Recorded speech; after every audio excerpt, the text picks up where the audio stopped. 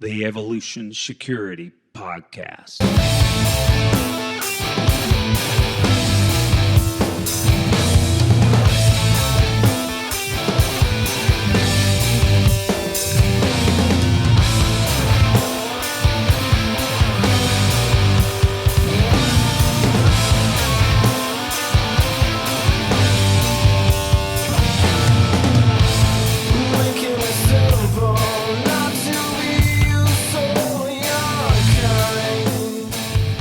We are super excited to bring back Cecil Birch to Tulsa, Oklahoma for his flagship course, Immediate Action Combatives, 16 through 18 September 2022. This course provides a functional set of concepts and techniques based on Brazilian Jiu-Jitsu, wrestling, and boxing. Training consists of presentation, drilling, and force-on-force evolutions, providing attendees with immediate feedback regarding the efficacy of the skills learned. These methods are for everyone, regardless of physical condition, young, old, male, female, athlete, or not. Describing from our experience last year, this class provides you with a foundation in essential jiu-jitsu techniques and clinch wrestling for the weapons-based environment. These techniques also greatly enhance your skills at your local gym. The course dives deep into the extreme close quarters firing positions and in-fight weapons access and much more. Training will be in street attire with holster, blue gun, and training knives. If you don't happen to have the gear, just let us know and there will be loaners on site. Again, come train with Cecil Birch for his Immediate Action Combatives class, 16 through 18 September in Tulsa, Oklahoma. For more information, contact Aaron Davis at aarond1@cox.net. That's AAROND1@cox.net. We look forward to seeing you. Let's talk about our sponsor, Keepers Concealment, the original authority on Appendix holsters and Appendix carry, offering high-performance handgun training, specializing in concealed carry performance. Check out their flagship holster, the Keeper. This holster set the standard for quality, comfort, concealability, and retention. Keepers Concealment is also a proud affiliate of CCW Safe, the truly proven legal service membership company, offering dedicated legal defense. Heaven forbid you're forced to use lethal force. Use code KC10OFF and check them out at ccwsafe.com/keepers. To buy a holster, sign up for a class, inquire about hosting a course, or join CCW Safe, find it all at keepersconcealment.com and use Evo Twins at checkout for 10% off.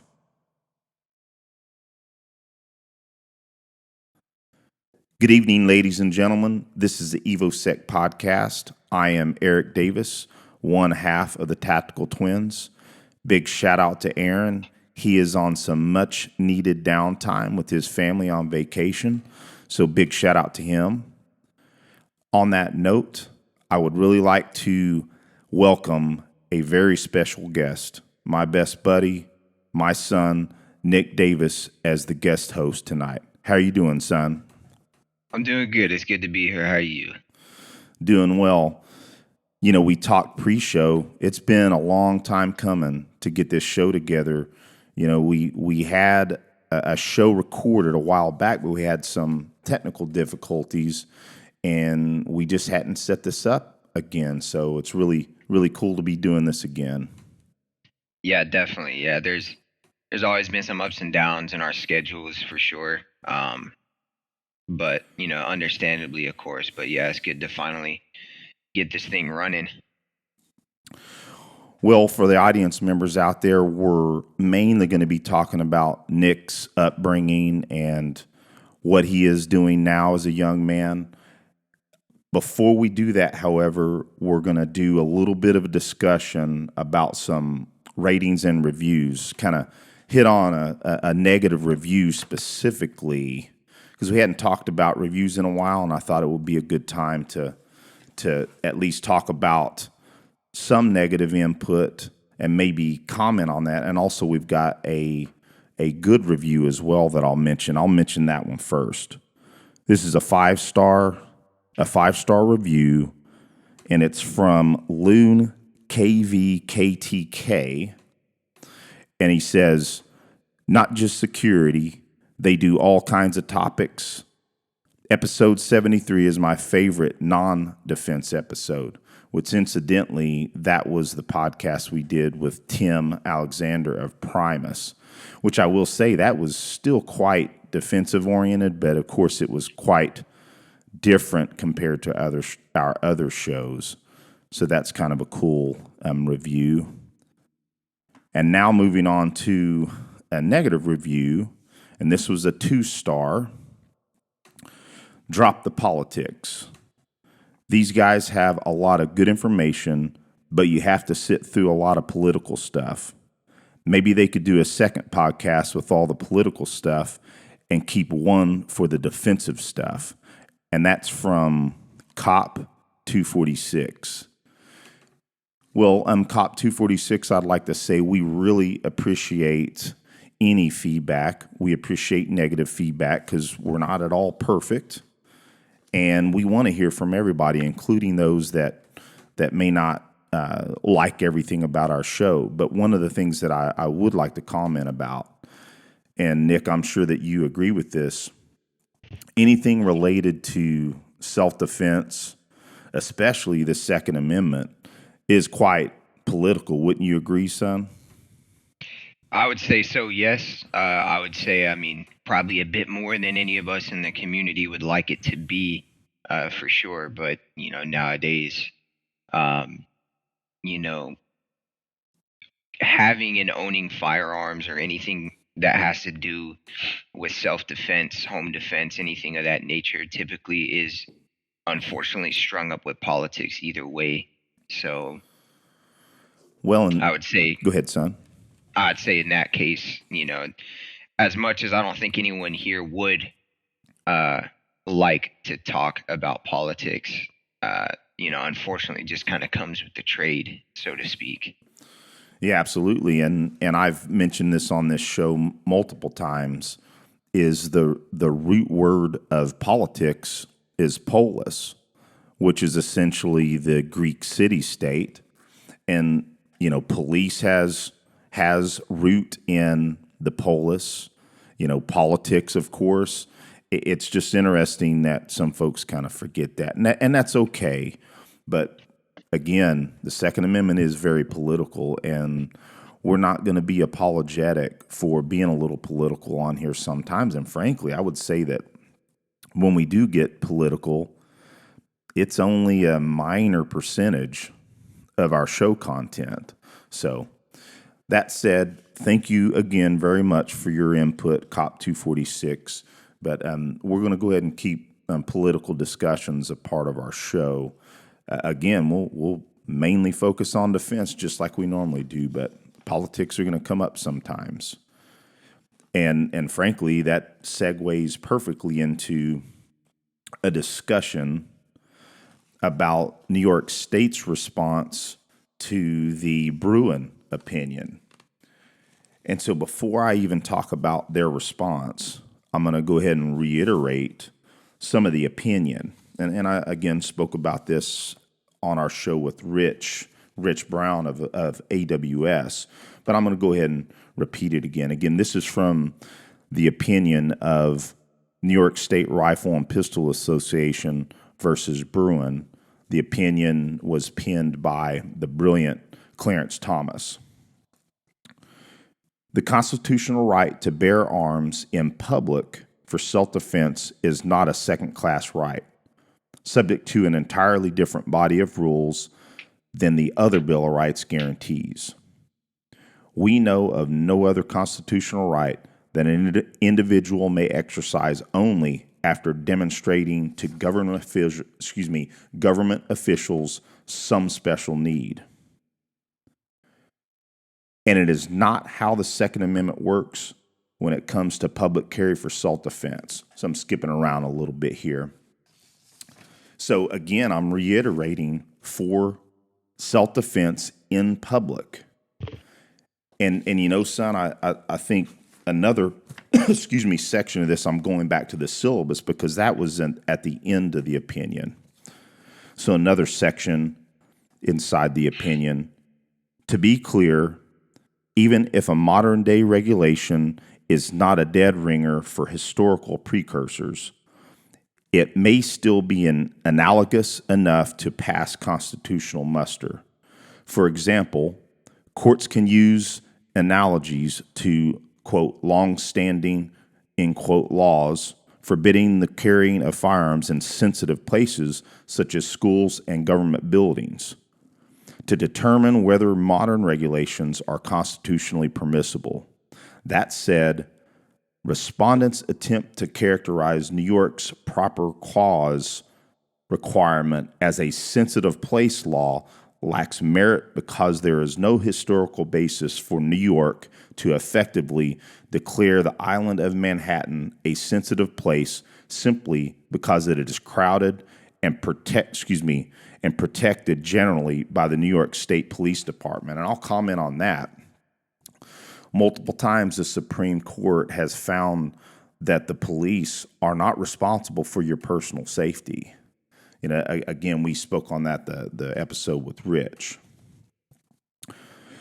And moving on in the syllabus here, Koch and Nash, two ordinary law-abiding adult citizens, are part of the people whom the Second Amendment protects.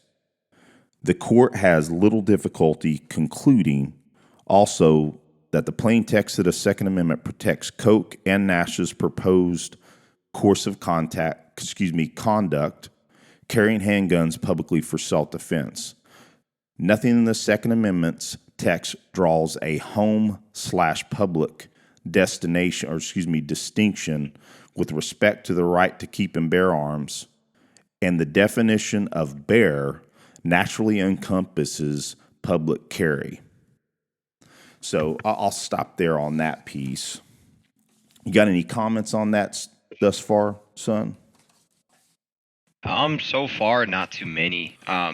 What I would say, I do think that with the people that are against the Second Amendment, or not necessarily against, but for regulation and even changing of the verbiage of the Second Amendment, what I think, a lot of people rooted into, and of course, self-defense is a big added bonus of the Second Amendment. But what I do believe is that a lot of people, including a lot of people who are pro-Second Amendment, get the verbiage mixed up in the original intent of the Second Amendment. And a lot of people in these arguments, are saying, like, oh, you don't need an AR-15 for self-defense or for hunting or for things of that nature, when, of course, the key role of the Second Amendment was never intended for self-defense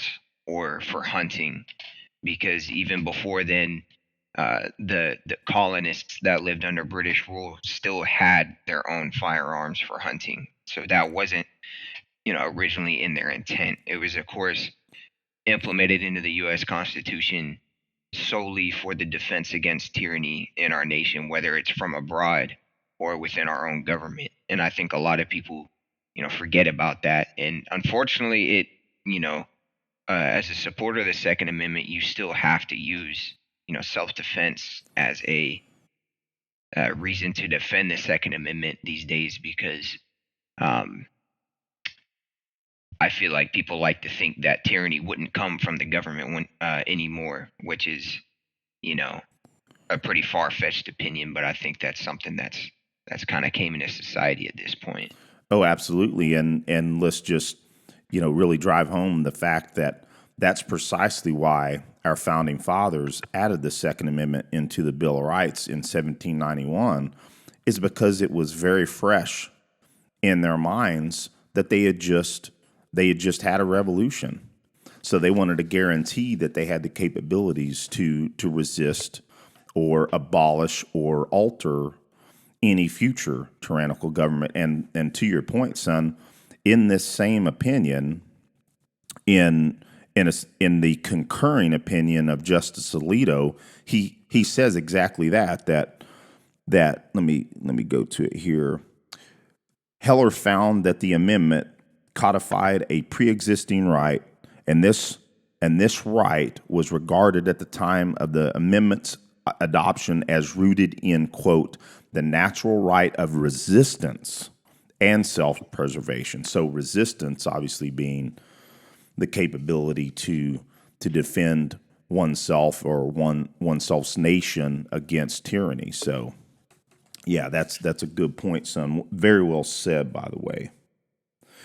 Thank you. I appreciate it. And here's what's interesting is going to one of the arguments from the dissent from Justice Breyer. I found this a little interesting and a bit full of hubris. The relevant English history begins in the late 13th and early 14th centuries when Edward I and Edward II issued a series of orders to local sheriffs that prohibited any person from going armed. Violators were subject to punishment, including forfeiture of life and limb. Many of these royal edicts contain exemptions for persons who had obtained the king's special license. Like New York's law, these early edicts prohibited public carriage absent special government permission and enforced that prohibition on pain of punishment. So what I'll say, son, is, I mean, if you just listen to Breyer's attitude towards it, he has an elitist attitude towards anybody, carrying firearms or having that capability. But what I find ironic is he's talking about 13th and 14th century laws or edicts when, again, we had a revolution, obviously starting in 1776, that we threw out the British government. And of course, our revolution was to start a nation free, right? And so, again, just like I mentioned before, the Second Amendment was codified for the purpose to defend against tyranny and also self-preservation. So, isn't that interesting, Breyer's attitude towards it? Yeah, I would say so. So, getting to the main point of all this, and I just wanted to lay out again the opinion's attitude towards public carry. And I'm really emphasizing public carry because that's really what the Bruen opinion found. That, general people, everybody, the population, other than folks that are forbidden to carry because of, a violent past, felonies, so on and so forth, that if they're allowed to own a firearm, they're allowed to carry one in public. So what was New York's response to that? Well, let's just start with redefining sensitive locations. So, anyone who carries a gun in the following locations could be charged with criminal possession of a firearm: any government property, a range of health care facilities, places of worship, libraries, public parks, zoos, preschools, summer camps, educational institutions, mass transit hubs, anywhere where alcohol is consumed, theaters, concert venues, sporting arenas, casinos, polling places, public areas being used for special events, protest, and Times Square. What I find interesting from that, Nick, and you'll probably agree, that essentially keeps you from carrying anywhere, at least within New York City, and basically anywhere else outside of New York City, minus, of course, these are delineated for one main purpose, and it's essentially to keep people from carrying, in my opinion. If you listen to those, I won't repeat them, but I mean that essentially is keeping people from carrying. Would you agree? Yeah, definitely. I would definitely agree, and I think it's interesting. Um, the way, kind of, I wouldn't say a tangent, but it's a little different than what you said. But I would say it's interesting, of course, that we all know, bottom line, if if gun laws worked, then we wouldn't be having mass shootings.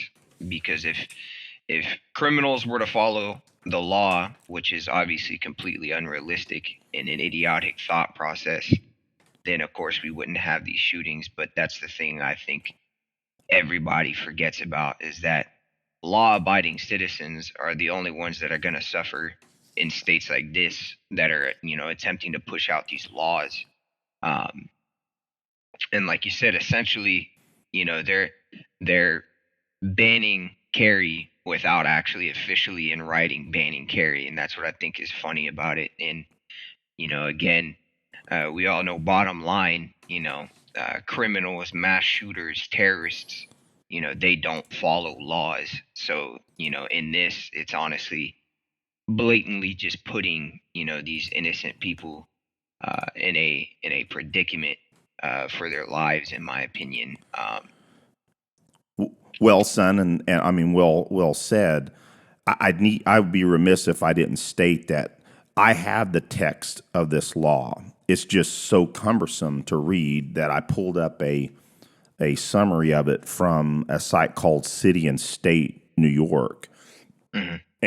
But I've read through the text, and it's all substantiated in the text.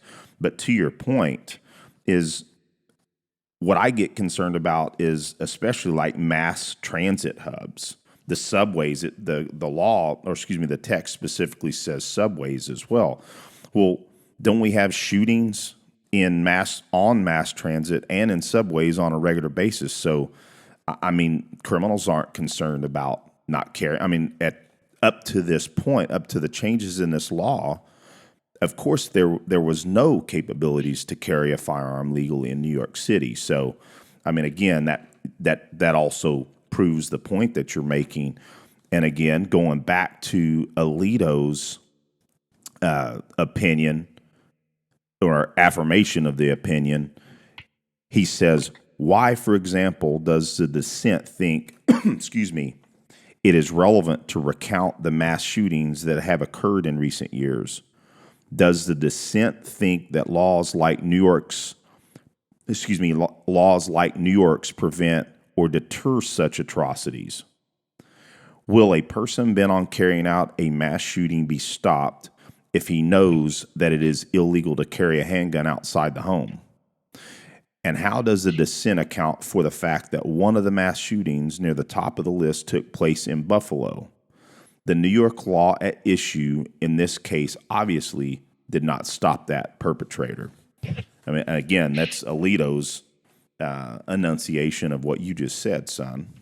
Yeah, and because I would say that, to add even more to that, of course, what you're talking about with the subway, I would say, in places like, not just New York City, like, Chicago, any major, U.S. city, I would say, honestly, the number one place that you would want to carry out of all of them is probably, public transportation, subways, considering there's, you know, the majority of the time, muggings, shootings, rapes, a lot of things like that will occur in subway systems. And I think one thing you have to forgive me, I don't remember the exact date or year, but it was back in the late '90s in Japan, which has, of course, been a uh, historically a country that does not allow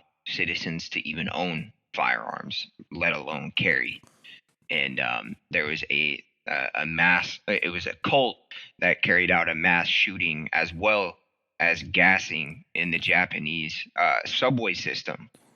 They had came in, shot people, and utilized sarin gas within the subway system, killing and injuring a lot of people. And of course, what could those people do? Not really anything. And, you have to think about it in countries like those where you can't even legally get guns at all. Where are these people getting guns? Where are they getting, I guess at that point, it's a little extreme and not as related, but, where are they even, getting this gas from? So if they're able to get something like that, what makes you think that, these people, are not going to illegally obtain guns, which I would say, 9 times out of 10, the majority of crimes are committed with either an unregistered firearm or a firearm that said person hadn't even purchased themselves. Well, and to be clear, however, you can get firearms in Japan. It's just so arduous, and it's effectively just rifles and shotguns. And I do not know the population of Japan, but it's a very populous country.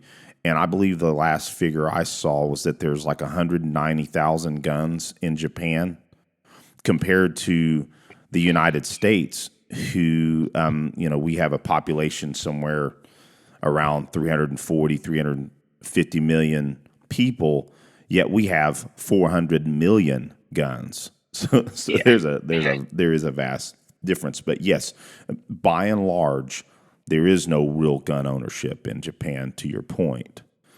So very, very good point on the subway massacre. I had honestly forgotten about that. That's a good point, buddy.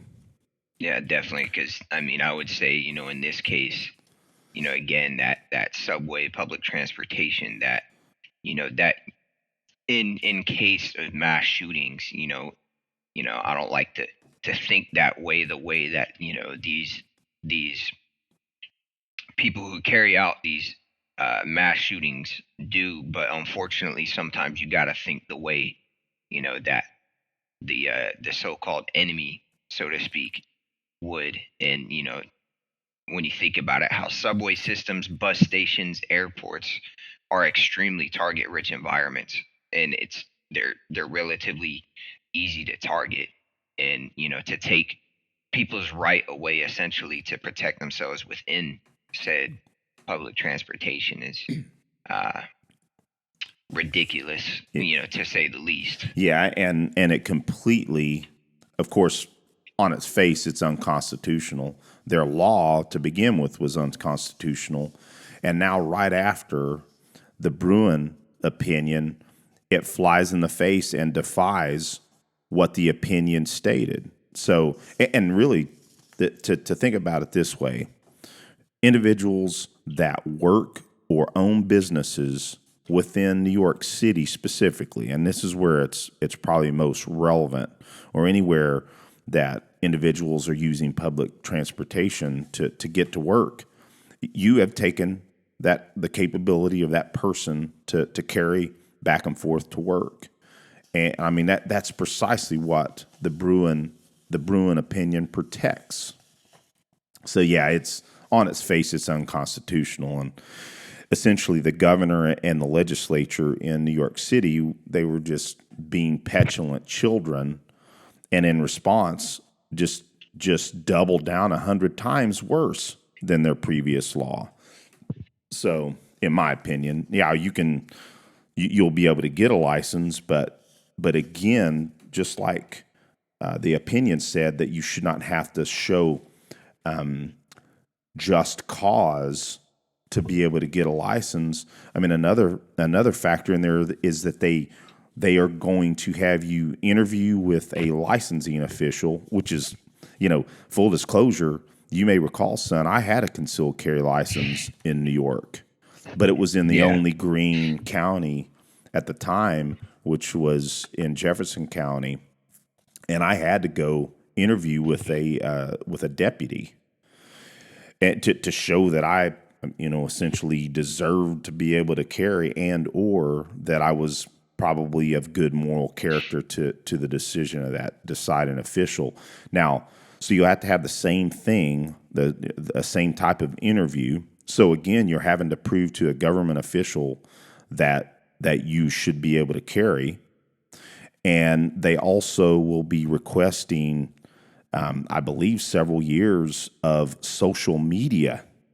They want to see if I suppose if you post particular opinions that the deciding official doesn't see fit of good moral character, that they can deny you, which is to me that's again flies in the face of both the Second Amendment and what the Bruen opinion lays out. So, Yeah, I definitely. I think that last piece there, especially of social media, and of course, for lack of better terms, vetting of somebody who's attempting, to purchase and carry a firearm. I think that kind of unveils their true, intention behind trying to make laws so stringent on firearms, because they claim, of course, it's to stop mass shootings, which I'm sure that's part of their narrative. But I think whenever you say things like that, the uncovering of social media, um, that goes to show the true intention is not because of them being afraid of mass shootings or them attempting to lessen them. That at the end of the day, it's our own government being scared of their own people having the ability to defend themselves from their own government at the end of the day. well, and here's an interesting phrase from the law itself, or the text, is that excuse me, that the concealed carry license holder must have good moral character, and stating they must possess essential character, temperament, and judgment necessary to be entrusted. Again, entrusted. That's not what the Second Amendment says. With a weapon, and to use it only in a manner that does not endanger oneself or others. So, what I find interesting about that, son, wouldn't you argue that you're likely endangering a criminal that you're having to defend yourself against that's got a weapon pointed at you? Definitely. It's kind of funny. So again, there's all these twists and turns of this additional text of this law that they rushed, because they were pissed off that the Supreme Court handed them a defeat. So, well, son, I think we've beat that dead horse. Unless you got any more else on that. I mean, just a quick thing to add that I think is interesting is that, the one state that I don't think anyone would be surprised about, lashing back with more laws is California. So, I only got to read a very small article so far. It was from, I think it was the LA Post or something like that. Mm-hmm. And so essentially what California is trying to do at the moment, because I know California, like New York for a long time, has had laws around that they want people to have a special purpose or need for concealed carrying a firearm, which is ridiculous in itself. But so I think they're trying to bring that back, as well as a law that their governor is trying to sign in at the moment, is both trying to essentially make gun manufacturers or companies, I mean, just, to put it simple, like Glock, SIG, companies of that nature, essentially trying to get them to be able to have be held in court over gun violence deaths, almost similar to if someone got sick from, I don't know, like some food from some food company, and being able to take them into court and sue them over damages, which I think is interesting because they blatantly said that they're trying to treat it just the same as suing over food and drug related injuries or illnesses, which I think is odd, because it's it's a pretty different case, considering there's those food or drug companies, should be held responsible due to the fact that they should have the quality control to ensure that their product, is not unsafe for consumption. But in this case, firearms manufacturers, there's no telling what somebody is going to do, when they purchase a firearm. There's nothing a company can do to prevent that from happening, and yet they're trying to hold them accountable for something that they cannot control. Oh yeah, and on go ahead, son. I'll let you finish. So on top of that, they're essentially trying to limit gun advertisement to minors, which I don't really know where they're going with that, considering, that's almost, like silencing, propaganda essentially, which I find weird. Well, they don't want to foster a gun culture. That's part of the reasoning behind that. That they believe that fostering a gun culture continues to build new Second Amendment supporters. So yeah, they're essentially like they're trying to breed out the thought process of the liberty to have firearms and carry them. And I may be taking that a little bit too far, but I think that's underlined in most of the anti-gun left. That's the way they think about advertisements or that type of situation with firearms. So, well, Definitely. Well, and son, to your point about California and many other states and or even in Congress, that they want to they say that gun manufacturers are the only industry that has immunity from being sued. Well, they're obviously being disingenuous, because a firearm, unfortunately, if it's used to murder somebody, that a criminal is using that weapon to murder somebody, well, the firearm did its intended purpose, which was to fire a projectile. Well, but the firearm industry or the firearm companies, they cannot dictate if people use their product illegally. So yeah, it's just like, I'm not tracking any car manufacturers being sued for drunk drivers, right? Definitely. Or in that case where a while back that I forget exactly what it was, but that guy that purposefully came through and essentially ran over like a bunch of people on purpose, killing multiple, and Ford or Honda or Hyundai, they're not being taken to court over the fact that this man decided to use their product to kill people. So I think that's interesting. And furthermore, they're essentially trying to even further regulate quote unquote ghost guns, which I think it's kind of funny, honestly, at this point, because I think California has beaten a dead horse over and over again with these ghost guns. And maybe it's because I lean pretty libertarian, so to me, I really don't believe that it's up to any, or that it should be up to any government to know what really anybody knows about what firearms people own.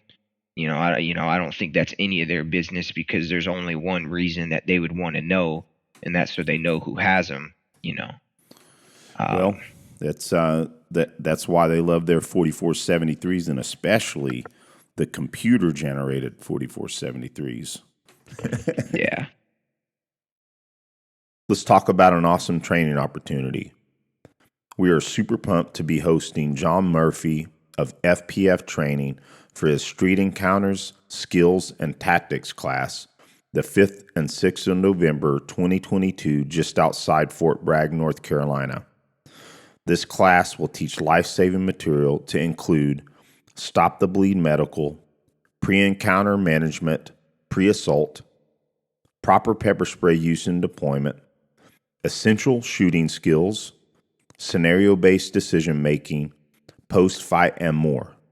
For tickets, go to our show notes and find the class link, or go to John's website, fpftraining.com, and look for the class in his course calendar.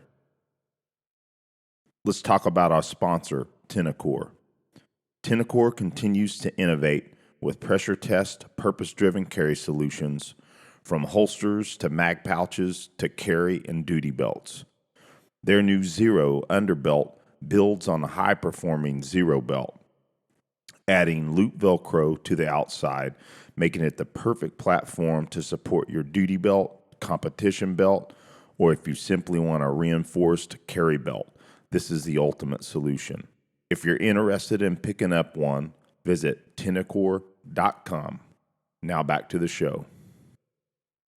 Let's go ahead and move into the meat of the show here. Of course, I mentioned that you're my son. But for audience members that may not know you, go ahead and give us a quick bio of who you are, where you came from, and what you're up to. Yeah, definitely. For those who don't know, my name is Nick Davis, son of Eric, nephew to Aaron. A quick, professional layout is that currently I'm actively serving in the Marine Corps. By trade, I'm an inventory management specialist, but that's just a sexy way of saying supply. But the Marine Corps has its interesting ways of getting you in the job they need you in instead of what you want. Yep. So of that's course, what you dealt with. Yep. Yep. So that's needs of the Marine Corps. Yeah. So that particularly hasn't been the greatest job I've ever had, but as a secondary MOS or job, and you could almost say primary at this point, I'm one of the only ones in my company certified to do it.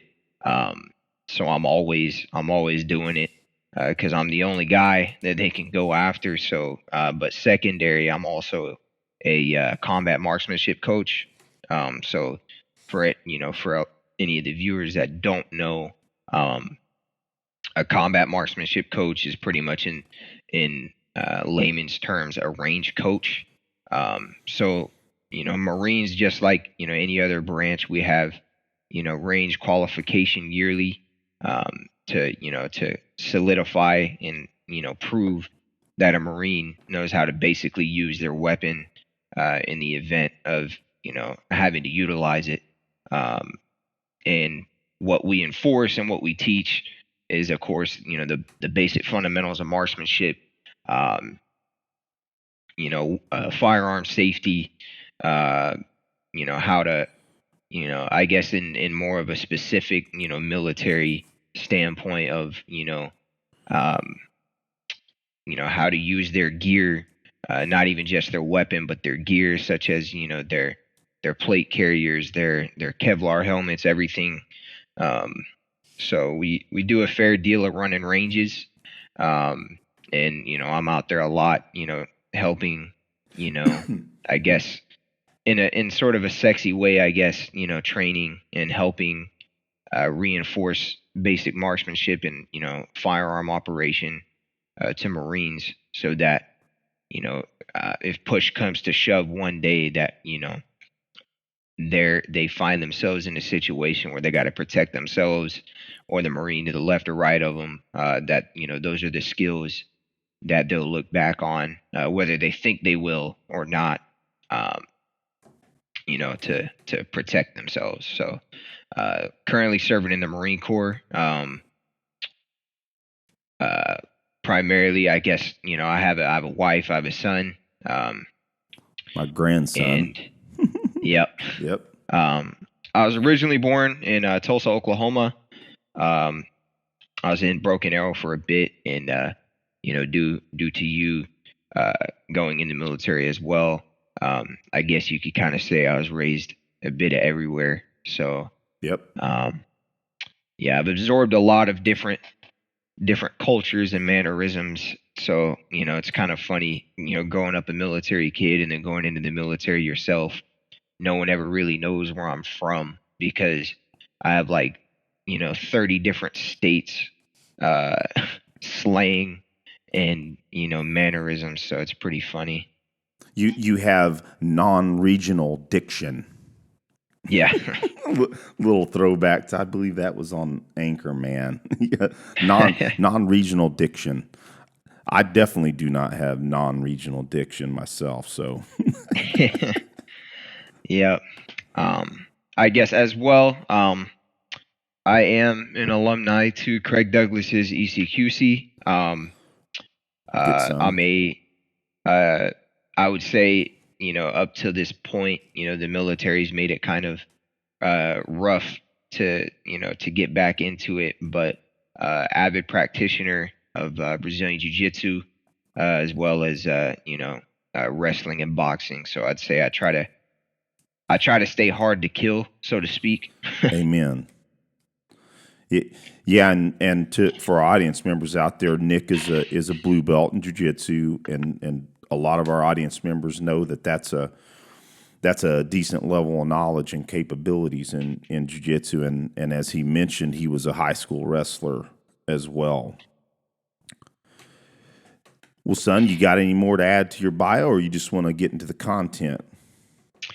I think at the moment, if there's anything I don't remember right now, it's going to unfold through the rest of the topic. So yeah, I think so.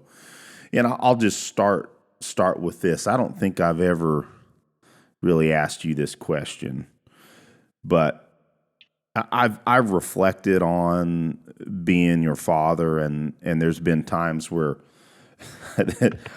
I wonder if I never forced you to do anything, but I certainly encouraged you to train in jiu-jitsu. I certainly encouraged you to wrestle, even though you essentially made that decision on your own, even though I'd prodded you a little bit about it. But I guess I just want to ask the questions that, did you ever feel like I was a little pushy on things? I'm just curious.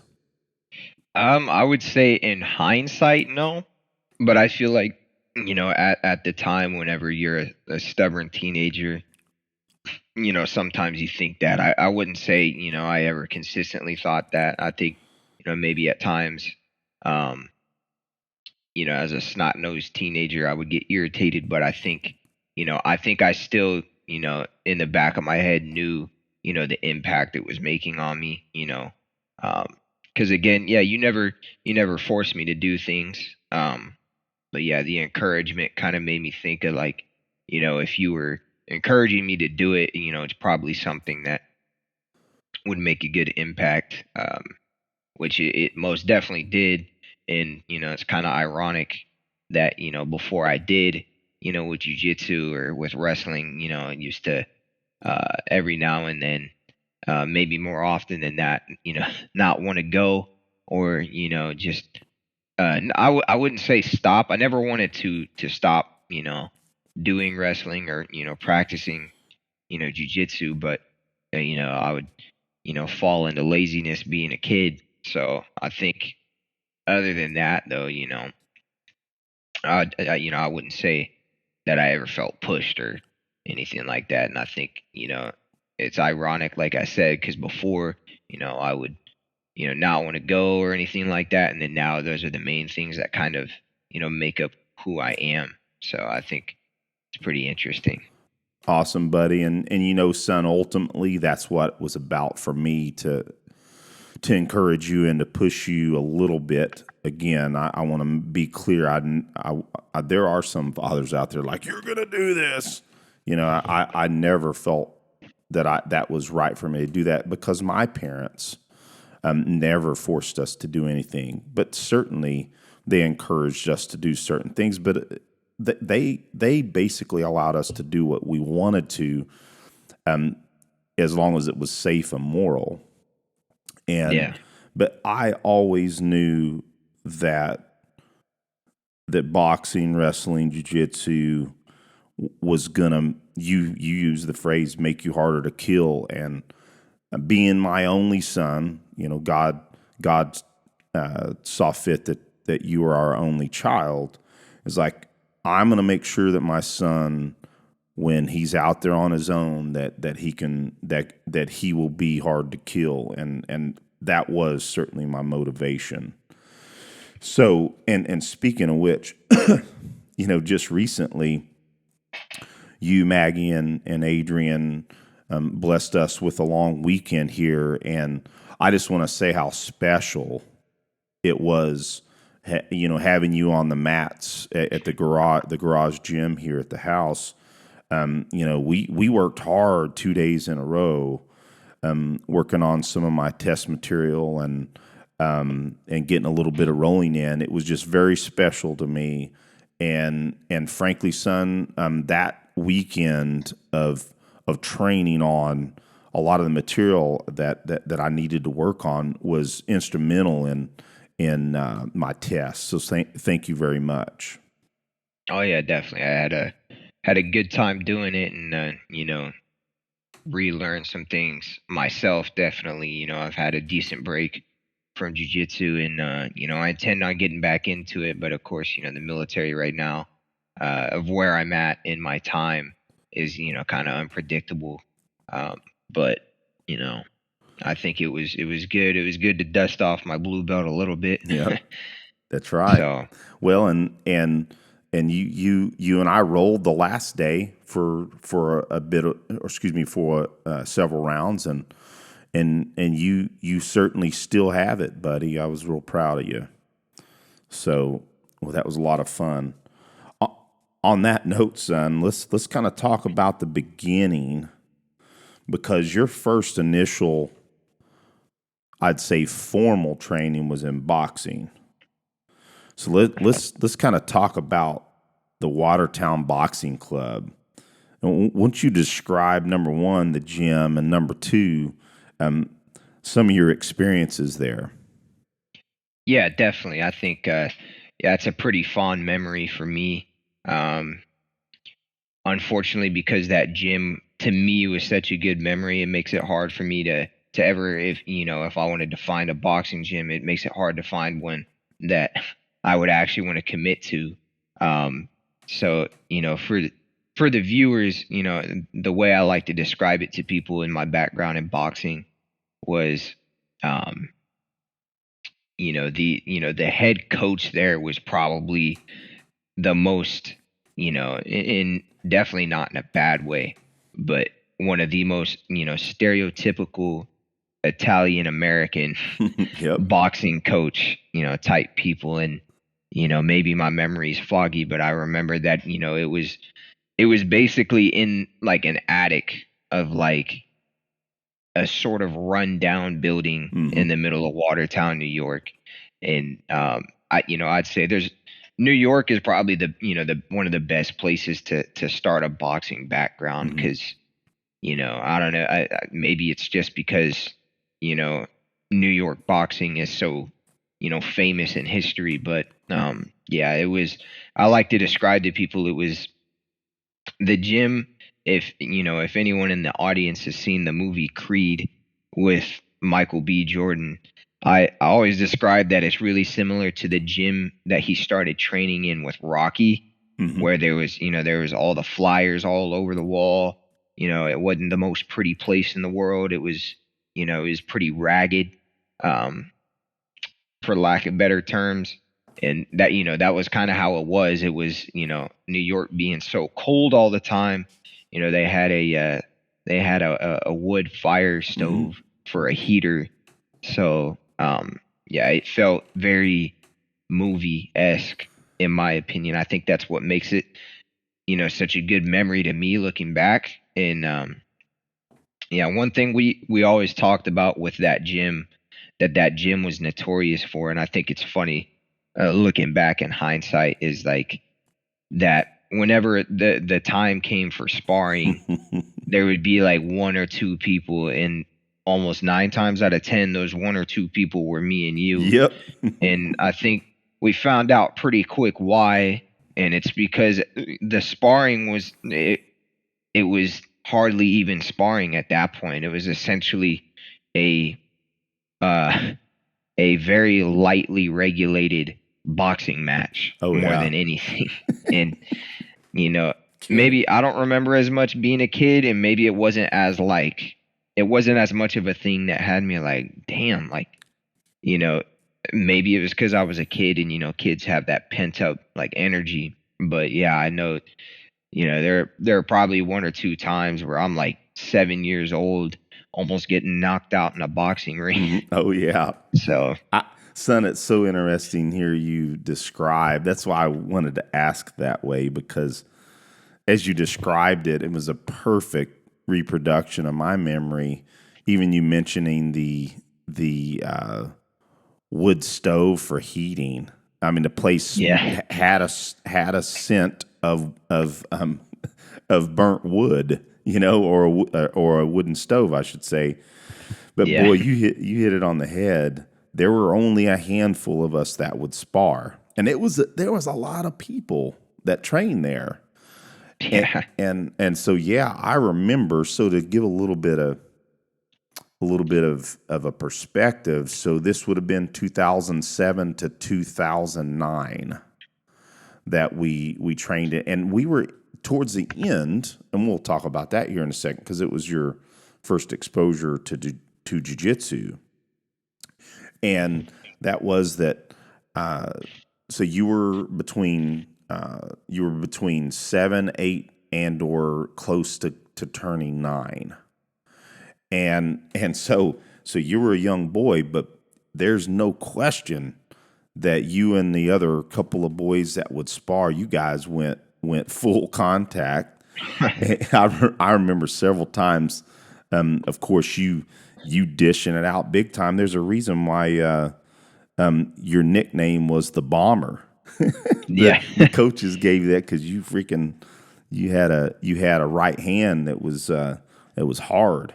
It was like a bomb, and and so, but yeah, and the other kids though, there were a couple times you got clocked pretty good. I'm like the dad in me, of course. I'm like, oh, but then you'd turn it back up and give him what for. But yeah, son, I remember every single time I sparred nearly getting knocked out. And there was one real big guy, but he was a damn good boxer. And then there was a guy that was probably a little lighter than me, maybe he was around 190 pounds. But I don't know if you remember, but he was a Golden Gloves New York State champion. And so he was one of my main training partners. I don't think I remember that. Yeah, he certainly was a tough training partner for sure. Yeah, so yeah, definitely some good memories there.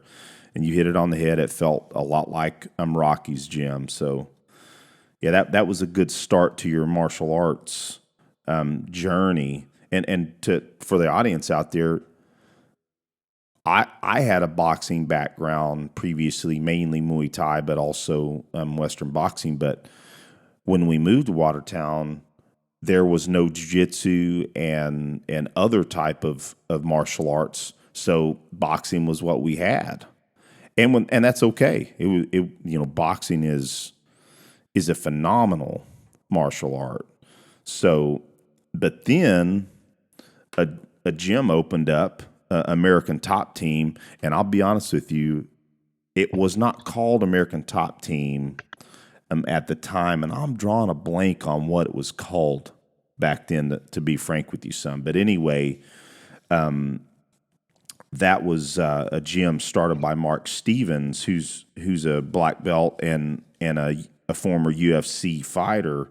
He had the quickest knockout on the Ultimate Fighter show. And so he was a damn good coach, and he brought in some really good a boxing coach and a couple of other coaches, a wrestling coach. And so we kind of moved over to that gym. Do you have any memories of that place? Yeah, I'd say it, for whatever reason, it's foggy. Mainly, I think because I only trained there for a short while, but yeah, I remember like extremely small bits and pieces for whatever reason. I think, that was a good like first exposure, but I would honestly say that, later on was when I really got my exposure to it.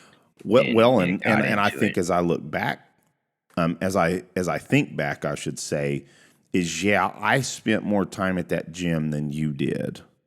But it was, I mean, you were there, once a week, once every other week at least.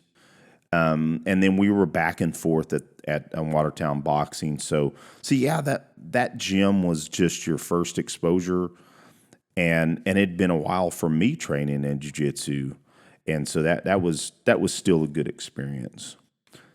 So Yeah, definitely. so then we moved to Lacey, Washington. I got stationed at JBLM Fort Lewis, and so we moved there in 2009, and shortly thereafter we joined BJJ of Olympia, which that's where you really started your real journey in jiu-jitsu. Would you agree? Yeah, definitely. Well, and to me, that was also where I decided, is like, I am going to take jiu-jitsu seriously, because I was still, back in 2005, I trained at Ground Zero there in Augusta, Georgia, and I trained there about a year, and then I was in and out, and that's kind of been part of my jiu-jitsu journey until recently. Now it's like it's very much it's always on my schedule, and it's probably my main pastime and combative development is certainly in jiu-jitsu now. Let's talk a little bit about what are some of your memories as a white, and then moving into getting your yellow belt from Robert Owens. Yeah, I think there's a lot of good memories there for sure. You know, as a kid, that became a pretty big pastime. And I'd say, that's where at the time I learned my foundation for everything, and that's what introduced me to martial arts other than boxing. And I'd say that, I mean, that was where I spent like a lot of especially like my summer break, because I don't know if you remember that they had those like the kids summer camps, because again, I think I was like 9, 10, and 11 years old during those years. So I would go to those a lot. And thinking back, it's kind of interesting. It was not like completely jujitsu focused of those summer camps, but looking back, being a parent now, I see why. Because these kids aren't going to do like a full, I think it was like a week or so. And yeah, I wouldn't be able to see a kid, having the attention span to do, jujitsu for that long. But yeah, and I remember I went to a couple tournaments back then as well, as a white. I think yellow was. I remember I was really wanting to get yellow. I remember as in a immature kid. I think you got your blue belt, and I was like so mad, and it wasn't because you got the blue belt, but at the time I was wanting to get my yellow belt so bad, and it was just coming, I guess at the time to me, coming slow. But of course, you grow older, you learn that jiu-jitsu is a continuous growth, and it's and it's slow at times, but as it should be. So I think there, I definitely got my huge exposure to it. And yeah, it was overall, it was it was a good time, and it was it was good for me. And, that's what had me prepared for wrestling, even though I would say I started wrestling pretty late. Oh yeah. And even still, at that point, because of my jujitsu background, it's what helped me, uh, morph into a wrestler, I guess, so to speak, a lot quicker. So yeah, that was a lot of good time. a lot of good people there too. Oh yeah, still good people at that gym today. Yeah. Yeah, and it's interesting, how, because I still follow up on everybody that used to train there, and it's funny because of that one of the kids that trained there at the time. I think he's like a year or so older than me. He trained there, and he was a wrestler too for another high school later on, obviously. And it's kind of funny because we always like cross paths. We trained there together, and then our schools, in the future wrestled against each other, and then he also joined the Marine Corps too. So it's pretty interesting how a lot of the stuff went there, and I think it was definitely a big molding part of my childhood for sure. Oh yeah, certainly. And it's funny you mentioned. I kind of remember you displaying a little bit of not irritation at me getting promoted, but that you were frustrated that you hadn't been promoted yet yourself. I certainly remember that, and you draw the conclusion that I've mentioned several times on the show, how long ago that was that I got promoted. I was a blue belt for 11 years. so I'm like the forever blue belt. And it's interesting. It's really cool, as you know, and some of the audience members know that I was just recently promoted to purple belt. And it was really cool seeing the congratulations from a lot of the guys from BJJ of Olympia. That meant a lot to me. Yeah, definitely. I like that there.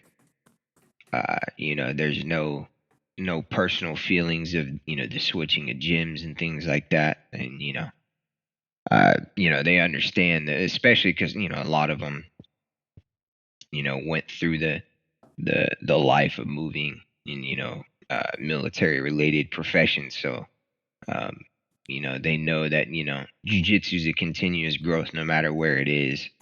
Yep. So. And it's the path, right? I mean, it really is, not for everybody, but I think all that realize the efficacy and the lifestyle of jiu-jitsu realize that it is a path, and like I think I heard Jocko Willink say it this way, is that it's essentially the quintessential example of the way. And I'm absolutely paraphrasing that, but there's so much more to jiu-jitsu, and we talk about this all the time on the show. It's way more than just the jiu-jitsu and the development of fighting skills that, it's just way more than that. As a matter of fact, I would say that what it teaches you lifestyle-wise is probably greater than the fighting skills it gives you, if I can say that. But, really, son, I think that's a good segue, because we got a little more to talk about jiu-jitsu here just momentarily. But I think that segues us into wrestling. So you hit it on the head. You started wrestling your sophomore year in high school. Yeah. And it is true. Your jiu-jitsu, because we did wrestling at BJJ of Olympia, and so you walked on as a varsity wrestler, right? Yeah. Yeah, that was a bit of an interesting time for sure. It was definitely I look back on it pretty fondly. I definitely started late, but I think it taught me a lot of important lessons, and a lot about work ethic and perseverance. I think honestly, if there's one thing anybody can take from wrestling in a collegiate sport, I think that's what they should take, is the lessons of perseverance and going through tougher times, because there So it's funny looking back, being like, you know, like a 16, 17-year-old kid, and you know, we're, you know, having to make weight for weigh-ins and things like that. So we're, you know, the funniest thing looking back is how, you know, we'd have the mat room, and if we had a dual meet or a tournament coming up, to make sure that we would, you know, lose that water weight, they would turn off the fans and turn up the heater to like 90 degrees. So we're, you know, we're doing live wrestling and constant drills and, you know, conditioning for like 2.5 hours. And I think the funny part of being a kid back then was, for a while, that turned me off of it, because I was like, man, like, you know, everybody goes home at like 2:30 or 3 from freaking school, and you know, I'm stuck here practicing and, you know, getting worked the hell out for 2.5 hours. So I go home at like almost 6 or 7, and I think that's, you know, looking back in hindsight, that's one of the things it did so good for me was, you know, I think something it taught me was that, like, you know, you should never focus on what other people are doing in that, you know, in that scenario, because I think that's one thing that gets a lot of wrestlers uh go, you know, to go internal, so to speak, or to you know, rethink what they're doing, is because, you know, because everybody that's wrestled knows that, you know, wrestling goes on during the winter sports along with basketball. So you know, that's when eventually winter break comes up, and you miss the majority of your winter break being in wrestling. I remember that. Yep. Yeah. And so I remember it'd be like Christmas time frame, and everybody's enjoying their meals with their family. And it's like, at the time, I'm not eating anything because I got a tournament to go to. And I remember they had me wrestle at a weight that, I mean, maybe wasn't the healthiest at my I agree. at my stature at the time. I remember sophomore year, at least, I think I was sitting pretty naturally at like 126, and like they needed me to drop down to 113. So like pretty much every day I was, you know, having to cut weight. But you know, I think that, you know, maybe wasn't the healthiest thing, but I think, you know, being young, you know, it's relatively, you know, easier to bounce back from. But and you know, junior year, I think I did wrestle 126. Yep, And you did. So, you know, I think a lot of it was kind of like I was at an awkward point when it came to experience, because I had enough experience to have enough game to be varsity, but then everybody I wrestled was somebody that had wrestled since they were like able to walk. Yep. So, you know, and I'm not afraid to admit, the majority of the time when I wrestled, I did lose. But I think the, you know, the biggest thing that I took from it wasn't even the wins or losses. It was, you know, even still, I think even more so the perseverance of hopping on the mat, you know, especially on those freaking dual meets where, you know, they purposefully do it to make it 10 times more dramatic, that they turn off all the lights and then have the one light on the mat. So I think, you know, the perseverance and the courage of, you know, even still hopping on the mat, knowing that I might lose, and, you know, not in a pessimistic way, but knowing, you know, it's likely I might lose, considering the majority of people have been wrestling for a while. And I think at the time I took it rough and just wanted to win, but eventually I started seeing, you know, the growth that it caused. And, you know, I think, you know, the main lessons I ever took from it was definitely the perseverance, and you know, just sucking it up and nutting up, because, you know, a lot of it was, you know, like I said, the conditioning, the, you know, the live wrestling, you know, it would get to a point where it was pretty grueling. And I think for a while I went through, I mean, even still 22 years old, I get them sometimes, of like, I think I had like really bad shin splints for a while, and was still having to push through it. I remember that. Yep.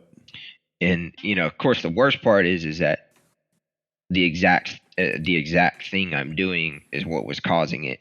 So like indirectly, I was making it worse, but not at the same time. So I think a lot of that it taught just going through with it and just getting through the suck, so to speak. So Well, son, I want to comment on how difficult some of that was for you, because you're right. I mean, but son, I just want to make sure you also won quite a bit too. Yes, you lost more than you won, but you started your sophomore year in varsity, and I was always very, very proud of you. And ultimately, deep down inside, son, I knew that the lessons learned from both practice, prep, cutting weight, dealing with yourself, dealing with that pressure of tournaments and duels, I knew that that was the most important set of lessons. Plus, you when you wrestle, I'll say this: I think that there's no better activity for young men and young women, including jiu-jitsu, at least at that point in life. It's just that there's so much that wrestling teaches you. So ultimately, that's why I encourage you to wrestle. But I kind of pulled away from it, and you decided on your own that you wanted to wrestle. I'd pushed you for a couple of years, and it was probably another 2 years that you decided, hey, I think I want to wrestle. So I think it was a valuable lesson, and you still have awesome wrestling today because of it. And it's also helped shape your jiu-jitsu, obviously. But son, I'm already seeing here that, I mean, we're absolutely going to have you back on for another show, because it's going to be difficult to really, in the scope of an hour and a half, talk about everything. But so let's go ahead and segue real quick into, okay, so now you wrestled and you made the decision, hey, I want to come back and focus on jiu-jitsu again. And let's talk about that. So I started training at Jiu-Jitsu Dynamics with Will Haggerty. Shout out to Professor Will. And you decided you wanted to start training with me there. So let's talk a little bit about that. So I'll just come out front and say that we trained there. I don't know, maybe it was about 3 or 4 months, maybe it was 6 months or so. And one really, really cool day, we had I think 4 purple belts get promoted to brown, and out of nowhere, Will starts talking about, essentially youth jiu-jitsu and the difference between youth jiu-jitsu and adult jiu-jitsu. And I'm listening to him, not thinking too hard about it. And all of a sudden he called you up. And yeah. and to this day, that's actually, I even get emotional thinking about it. It was a very special day, and he pulls out your blue belt. And yeah, man, I still have, again, I get emotional thinking about how emotional I was that day. And for folks that may not be into jiu-jitsu, my emotion around that day still now probably may indicate how special even blue belt is. And I say even, blue belts, in my opinion, is a big deal. It typically takes people around 2, sometimes 3 or more years to attain blue belt. So it's a pretty big deal. So tell me about that day and what that meant to you. What number one, were you surprised? And number 2, what that day meant to you? Yeah, definitely. It's definitely a huge surprise. I mean, I never really saw it coming. Um, and it was kind of funny I because didn't I think either. I Total was, surprise. yeah, yeah, and I was 17, almost 18, or no, I think I was 18.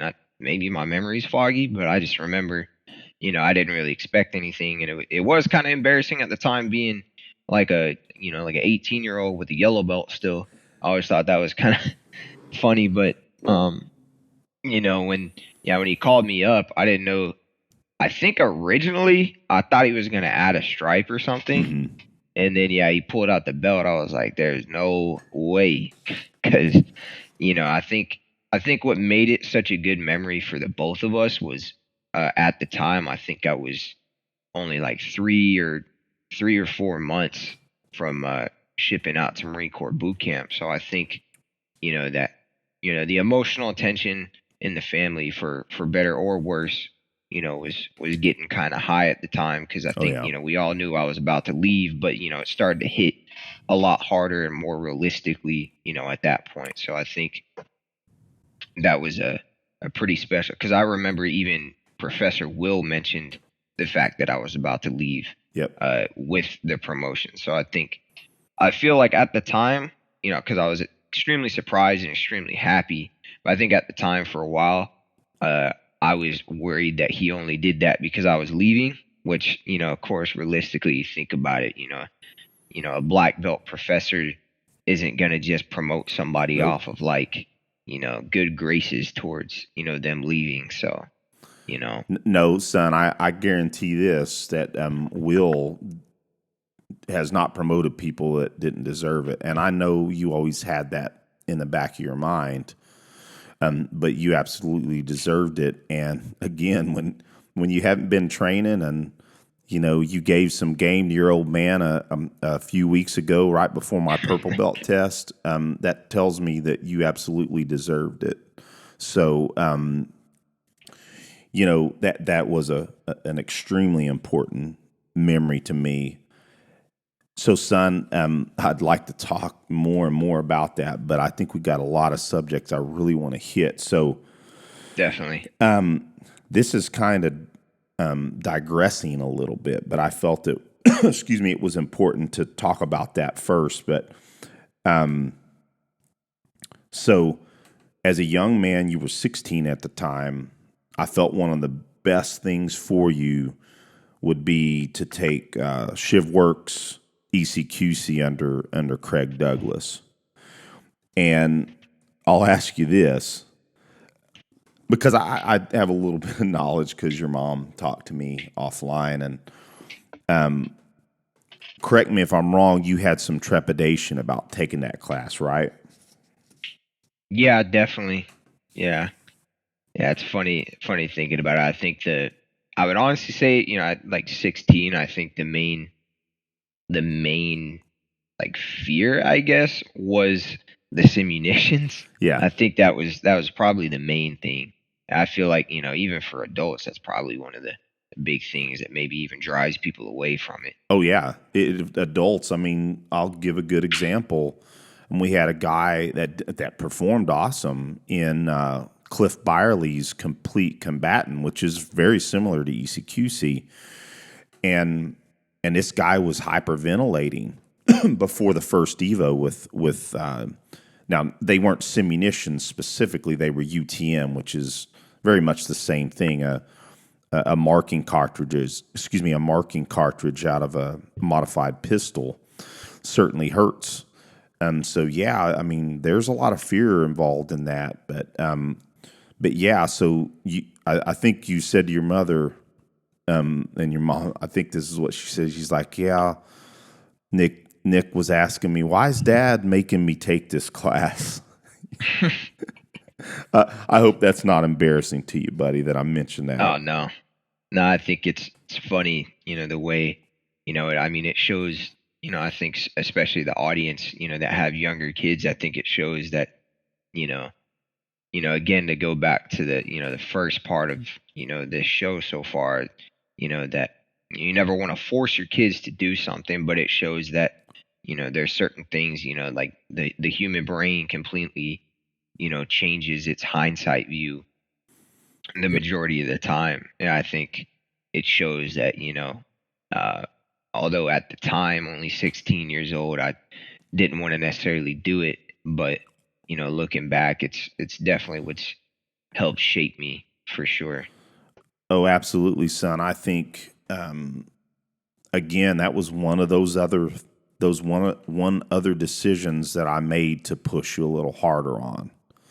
Was that I knew that it would be important to you. I absolutely, and audience members that hear us talk about ECQC, sometimes it may sound like a broken record, but it's in my opinion the most important class a person can take that's serious about self-defense, that's into firearms, that's into wrestling or jiu-jitsu, or maybe not into all of it, but they should take that class. So Sims hurt a little bit, but you found out it wasn't as bad as you thought, though.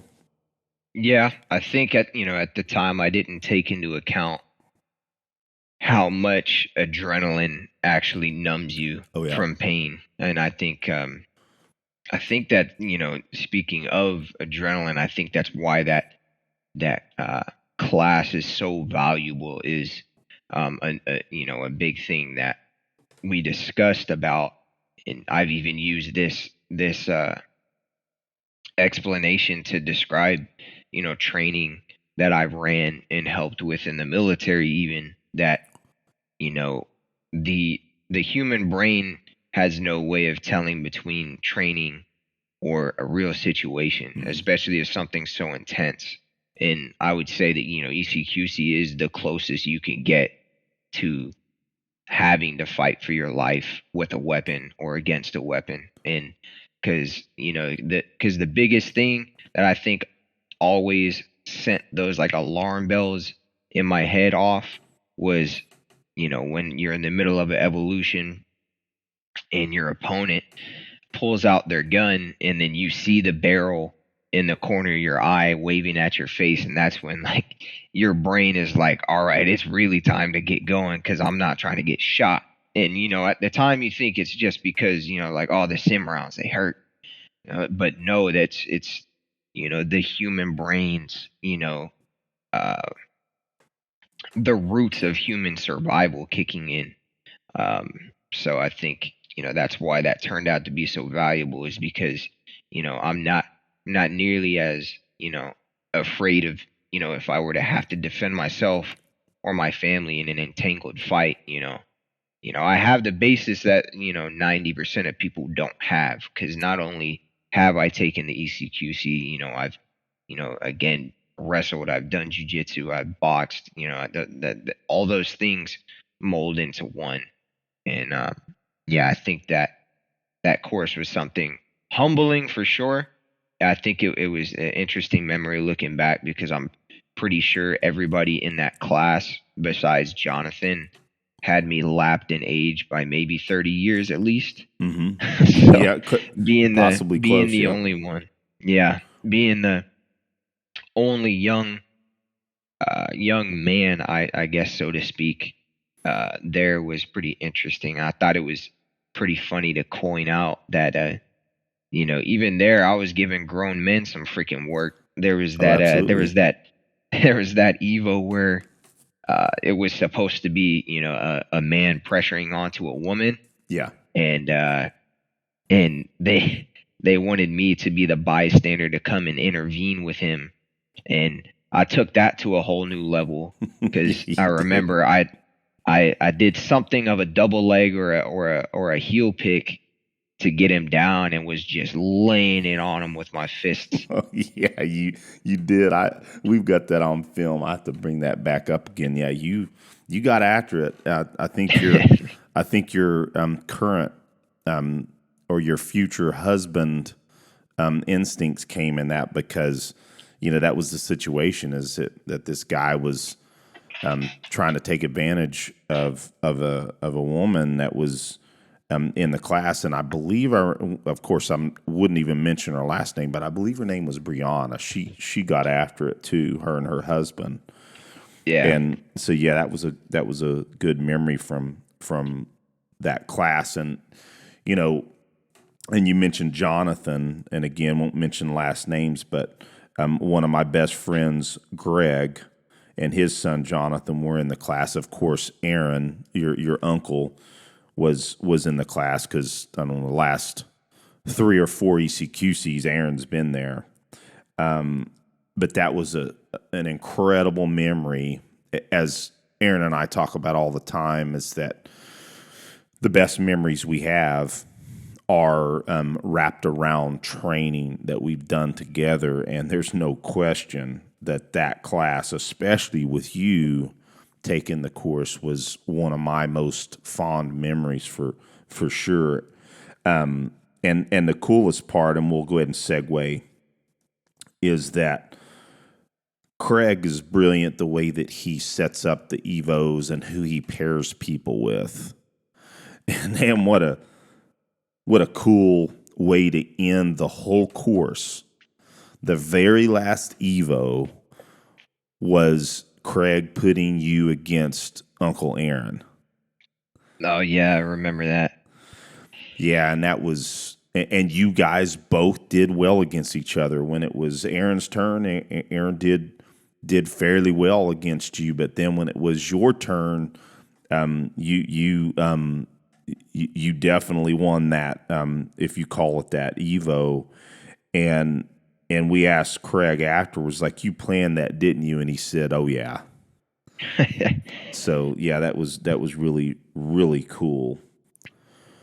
So son, let's go ahead and segue into becoming a Marine. Okay. So first off, let's talk about what influenced you to become a Marine, buddy. Well, so yeah, it is a bit of an interesting question, especially considering, I grew up the early part of my life with you being in the Army. And I think, the majority of my life, I mean, as kids do, to their role models as a dad, want to be like them. And I think a lot of my life I wanted, I always wanted to be an Army man and whatnot. And I think you definitely had a huge influence on me, joining the military in general. I think, I'm not sure exactly what, changed my sort of path, to instead go to the Marine Corps instead of the Army. Because I don't know if you recall, I was also actively working with the Army to enlist with them. Oh yeah. Originally. And, at the time, I think I even the way the Army did it at the time was interesting. They could get your contract like essentially written up and your job promised to you, quote unquote, like before you even go up to MEPS to start the process of being medically qualified. So I think at the time I had like some airborne like wheeled vehicle mechanic contract or something like that, and I had I more than likely would have been able to lock it down, but for whatever reason I decided to jump ship. I guess to me the interest of the Marine Corps, as we know, being our nation's naval expeditionary force and readiness. I think that sort of that conjunction of both a naval branch as well as a ground combat arms branch was something that interested me, because as we know, that the whole origin of the term Marine is a seafaring man. And so I think something of that, and of course, I think we can all agree that the Marine Corps, for whatever reason, has always had the coolest recruiting commercials.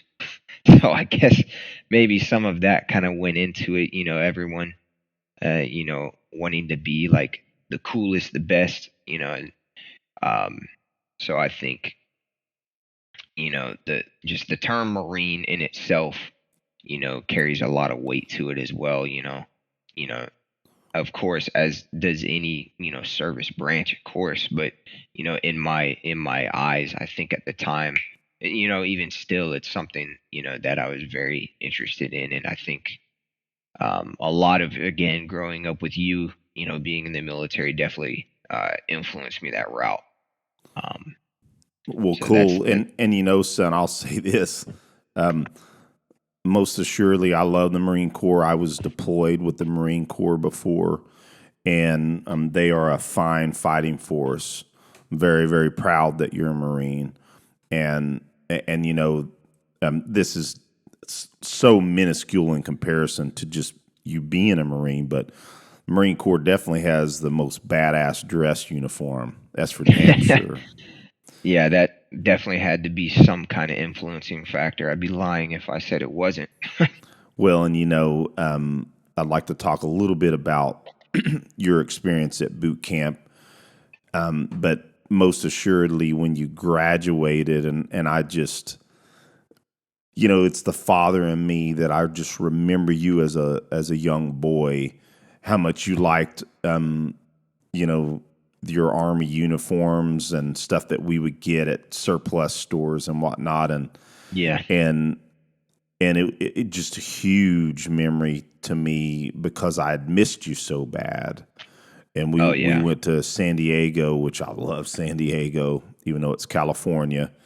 It's a wonderful, wonderful place. And getting to stay that weekend with you was very special. And you were so excited to show me your uniforms. And that was a very special memory for sure. Oh yeah, definitely. Yeah, I was a very proud, very, very proud papa for sure. So I'll ask you this, because we are kind of getting long in the tooth. So I think we're going to have you back on and talk a lot more about the Marine Corps, but we're going to spend a few more minutes on the Marine Corps.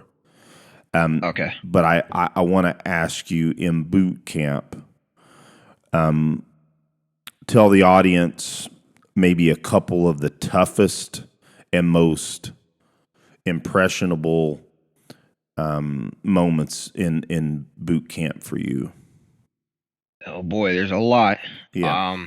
But yeah, so I mean, the quick backstory is, I joined back in 2018, so it's already been 4 years, as Yep. but the audience doesn't. That I just got accepted for reenlistment, and I'm also changing MOSs. I'm going from the old box kicker to into the artillery field with radar Awesome. operations. So Yeah, that's awesome. yeah, it's been a long time, but it just as those memories of freaking basic and boot camp, like I could still remember them just like it was yesterday, because it's probably one of the most influential things I've went through. It definitely one of the hardest for sure.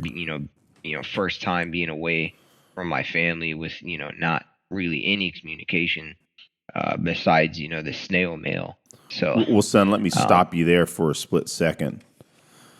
Did you feel like, and I'm just going to say right up front, when I first joined the Army and I was at reception, I said to myself, what did I get myself into? I don't think I really wanted this. I mean, I'm serious. It was probably the shock of being away from you and your mother. I quickly got over that and realized I was there to do business. But did you have that thought process, buddy? oh yeah, definitely. More than one occasion, definitely too. I remember definitely receiving, the Marine Corps', term for reception. That was definitely the iconic moment of them, the drill instructor hopping on the bus and screaming at us to get off his bus and all that stuff. I remember that. I'm sure it was the same for the Army. Oh, yeah. I think what influenced that thought process definitely was the shock, and definitely because I'm pretty sure it was the same for you guys, that they kept us up for like 2-3 days Oh, yeah. almost Oh, yeah. in the very beginning. Like it was nonstop at it, getting screamed at, stuff thrown around, going to all these different places like dental, medical, all those different paperwork processes, and yeah, those 3 days of literal like no sleep. And it was always weird because the chow hall there would be open pretty much all the time. Because of that, it would still be dark and you didn't know what time it was, whether it was the morning or the night. So I think at first I was like, it wasn't even really a what did I get myself into. It was more of a like, yeah, no, I don't know what I was thinking, but I don't want to do this. Yeah. I think I even, it pains me to say now because, I enjoy being a Marine and, serving my country. But at the time, yeah, I think, shamelessly, I'll even admit, I think I talked to my senior drill instructor and was like, yeah, I don't want to do this at all. And, he convinced me otherwise. And, once I was, there for about a week, everything wore off and I realized that's, like you said, I was there to work. I was, there to get it done.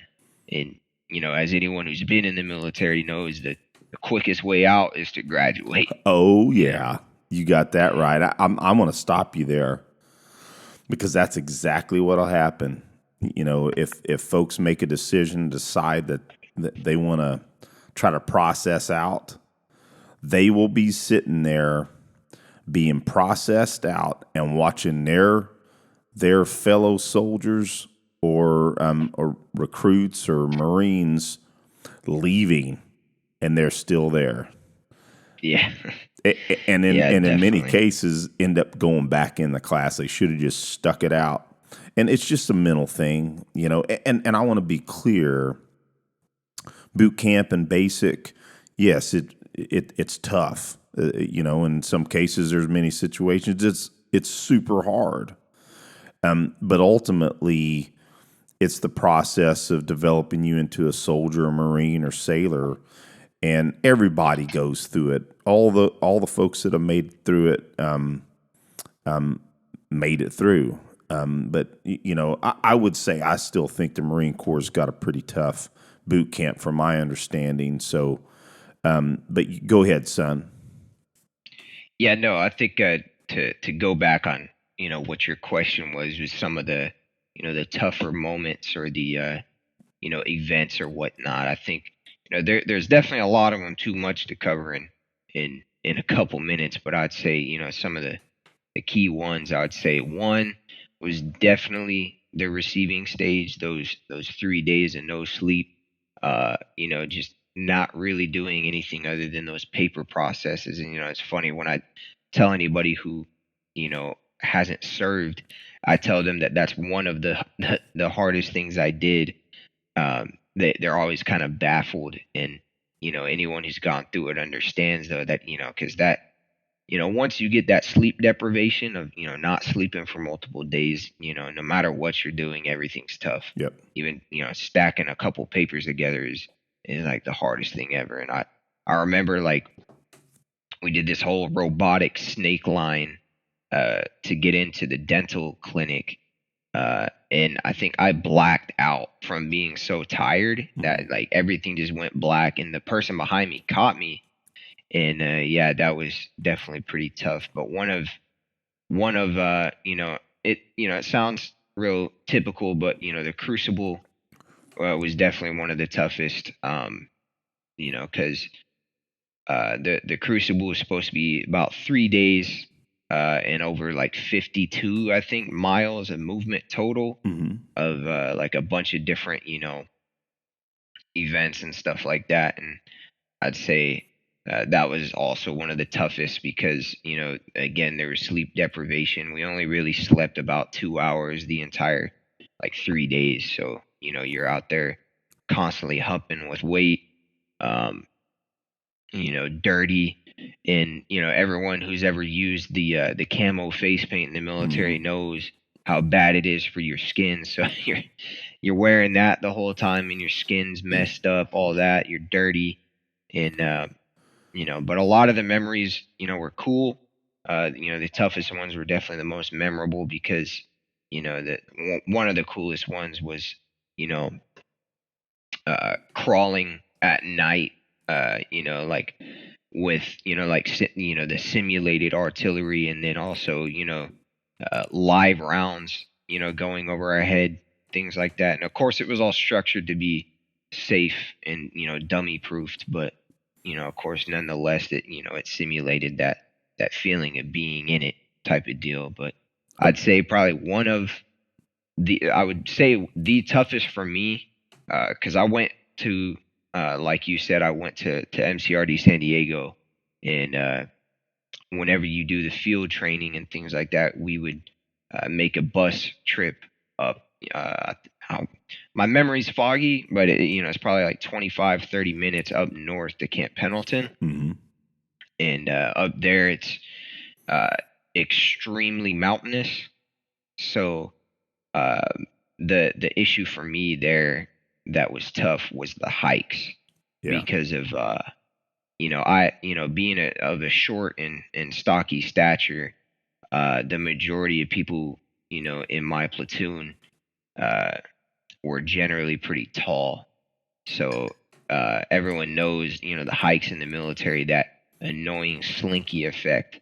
So like half the time I was already speed walking to keep up with all these tall people, but then half the time I would have to be running to catch up too. So, and those hills will take a man's soul. So, oh, absolutely. And you're carrying your freaking rucksack, your weapon, your body armor. You're carrying all that on your person. It's tough. And then again, like you said, you're sleep deprived, and then you're having to move on these patrols. And yeah, I get it. And I think the Marine Corps carried a little bit more weight than we did in the Army. And now, don't get me wrong, we humped some damn weight, but no, definitely. I when I went through basics, son, I started at about 190, and I left at like 170, and so I was. Of course, I joined a lot later than you, but I had a decent stature, and those long humps, man, they teach you a lot for sure. Oh yeah, that one of the core memories of any Marine, anybody be lying if they told you it wasn't, was the hike up the Reaper. Now there's boot camp down in Paris Island. They don't have this, but they have their own equivalent. But the very culminating event of the Crucible is an extremely early wake up, and I think it was about 9-10 miles in total, and so you hike up to the Reaper, which is like the quote unquote notorious hill that's there, which anybody that's been in the Marine Corps for a little more time will know that there's even worse than that. But for that time, you're just starting out, and it is a pretty sizable hill. And the funny thing we joked about is that the drill instructors, when we got to the base of the hill, they told us not to look at the hill because they didn't want us to like psych ourselves out or something like that. But yeah, we were sitting there, and they gave us like a banana to eat for the potassium, because even after the Reaper was completed, we still had about like 4 or 5 miles left to complete. But we're sitting there, and we watched the safety vehicle going up the Reaper, and I remember you would see it go up and then disappear, and then you would be like, oh, okay, they're at the top. And then you would see it's the truck's tail lights appear again going up and then disappear, and you're like, oh, well, okay, that's the top then. And then next thing you know, it appears again. So it was a pretty tall hill. And yeah, I remember that was one of the toughest but good moments, especially because for those who know, once you get to the top of the Reaper, that's when you are officially a Marine, and that's where you earn your Eagle Globe and Anchor. So I think it was very tough, but it was that was one of the best moments, I would say. I would honestly say one of the toughest, at the beginning of the Crucible to me, though, even more than the Reaper at that point was the gas chamber. I think everyone will remember that one. I hated the gas chamber. One of the toughest things I went through mentally, I guess. Definitely. Well, son, listen, we're getting really long. Oh yeah. I would be remiss that we at least didn't hit real quick, because I really think it's just important. We'll just have you back on again real soon, and we'll talk a little more about all the subjects, but more about the Marine Corps and more about shooting, because for the audience members out there, my son's a hell of a shooter too. You're gassing me up too much. What's that, buddy? Said you're gassing me up a little too much. Well, what's really cool is that, of course, I'm outside of Bragg now. Nick's mother, Jana, we're here at outside of Bragg, so we're only about 2.5 hours from Nick in at Camp Lejeune, and so with EvoSec, and I've mentioned this before on the air, Nick has started helping me with some of the classes here, and the last time Nick and I taught together, everybody in the class was super impressed with both Nick's instruction and his shooting capabilities. So again, a proud papa for sure. So on that note, son, let me ask you to just spend a couple of minutes, your thoughts on kind of getting involved in doing a little bit of EvoSec classes. Yeah, definitely. Yeah, so that beta class that we taught together, it was a good time, and it was definitely, it's a good break from military ranges, because you know how those go. So it was a good break, and it was a good, it gave more time to focus on teaching hand in hand with the people taking it. And I think getting involved in these classes is something I definitely want to do for a long run. Being able to take both what I grew up with learning, as well as what I've learned in the Marine Corps, and things that I research myself, to be able to influence people's shooting, and people's also, more than anything, with the goal, especially of that particular beta class, is people's comfortability, operating a firearm, especially a pistol. I think, people aren't nearly as scared of using a rifle as much as a pistol. So I think, being able to influence people's introduction to the, defense and firearms world, to influence their comfortability, because I think that's a lot of people's issues these days. Is, a lot of people, they're not necessarily anti-gun, but they're just not comfortable owning one. They're scared to own one, and I think a lot of people aren't very knowledgeable, and not in a bad way, but not extremely knowledgeable on the resources that are at their fingertips, that they can reach out for to be introduced to that world. So I'm interested in being involved for the long run with those types of classes. Oh yeah, son, you did an awesome job helping me, and again, at that point, it's been a while since we did that, but where we were changing and revamping our 8-hour defensive pistol class, and that was crucial in making some of the changes that I've made in the curriculum, and so it was really good. And you had awesome input, and again, just ran the class again a couple of months ago, and with those changes, it made the class run so much smoother. So definitely thank you for that. I think I'm looking at October to do another one. Make sure that you're here for that. But with that said, son, I think we're hitting close to a couple of hours. It's been awesome hanging out with you, and of course, being my son, you're one of the most special people in my life. So this has been a lot of fun, and I'm looking forward to having you back on too. Oh yeah, definitely. Yeah, it's always a good conversation together. Well, buddy, listen, I think on that note, I think we'll go ahead and say good night. I'll just say this on the air. I love you, son, and I'm definitely proud of you, and awesome to have you on this evening. Yeah, definitely. I love you too, Dad, and I appreciate the pride. Of course, all of it came from a lot of the influence of growing up with you. So you definitely have a hand in that. Well, thank you, buddy. Well, listen, give Adrian a kiss and give Maggie a kiss. You guys have a blessed evening. I love you. We'll talk to you soon. All right, sounds good.